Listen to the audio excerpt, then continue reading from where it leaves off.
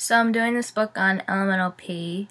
And a brief summary of the book. It's mainly about tiles that have fallen that affects the citizen's language. The first letter that falls is Z, and when a letter falls, it means that no one can say the letter, use it in writing, and that if they do, they become banished or they could even die. So, two of the main characters are Ella and Tassie, and they're cousins and live very far away from each other. So they write each other letters to keep each other updated with what's going on and how everything's doing. So once the letter Z drops, Ella thinks that it will prevent communication from occurring, since it leads many people to be timid and scared of communicating because they don't want to get banished from their town. So as the story goes on, Q and D fall. And with this said, they have to start changing the days of the weeks so no one gets penalized. Then K and F fall, which leads Nate to get banished. And Mitty, Tassie's mother, gets a violation number 2. So E and B fall, then the characters Rory, the mother, and Joanna, and Uncle Ramos, they're all gone because they've been vanished from the town for using the letters. And Tassie then writes a letter because the boy she loves, Nate, got vanished for using the letter. So she writes a note to the council that threats them. And she later confesses that she wrote the letter. So then C and U fall, and then the council writes a letter back to Tassie and says that she has to go to prison for her letter, saying that she wants banishment. So once Nate knows, he tries to help Tassie, and he eventually helps Tassie and her mother get out of jail. So V, U, and X fall, and Ella then starts gathering around the people who are there and explains to them how much communication plays a role, and she explains that no matter what goes on, you should always just try and start a conversation with someone, just say hi, how are you, just to keep it alive. And then the other letters that fall are Y, H, G, A, I, R, S, T, W, O's twin. They all fall, and the only letters left are Ella Minnow Pea. So this is where the title comes into play because it's called Ella Minnow Pea. So then,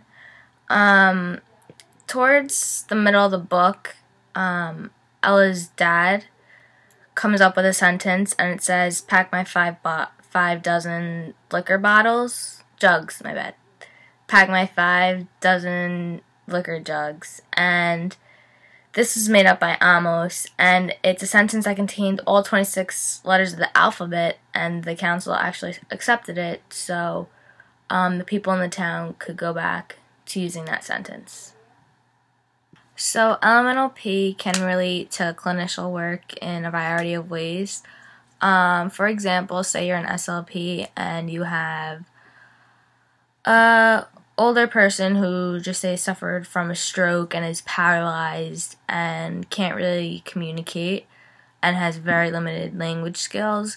You could maybe work on gestures with them, like tap for more, and you could even teach them maybe some sign language, maybe use a PEX book, which is like a book that has little individual pictures on it, and when they want a desired object, they take the I want, and they take whatever picture they want, and then it says I, and they point to I want pizza, for example. So then the person knows that they want pizza.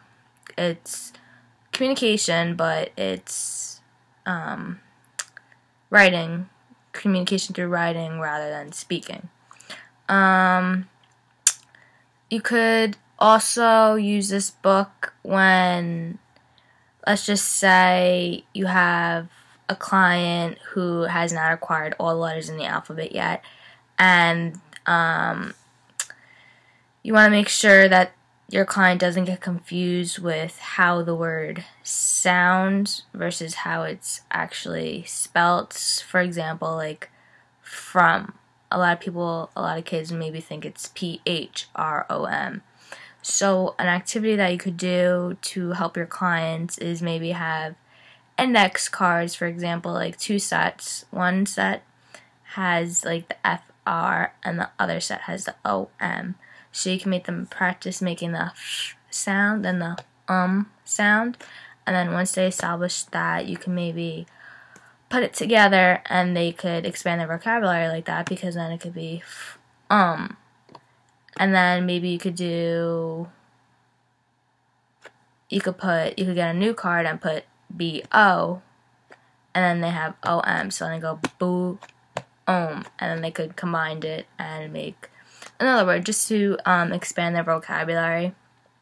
And also throughout the book, you notice how when the citizens didn't have all their communication skills and language skills, when they got that taken away from them, they all became very frustrated at some points. So as an SLP, you should be aware that when your client doesn't have all the language capabilities that they should have, they can get frustrated at times because of their ability. So you should always tell your client that they can do anything they put their mind to, and just give them a lot of positivity, because when you encourage them, it can just boost their confidence and they can really excel.